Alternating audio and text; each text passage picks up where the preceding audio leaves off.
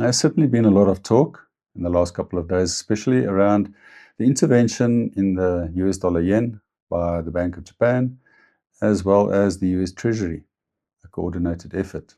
Now, by the end of July, around 163 yen bought you one US dollar. And then suddenly things changed. The Bank of Japan sold some of the foreign reserves, they sold US dollars, and they bought yen. So I think it's supply and demand. On the other side of the aisle, the United States Treasury, working through the Federal Reserve of New York, they actually sold euros and they used the proceeds of that to buy yen to strengthen things.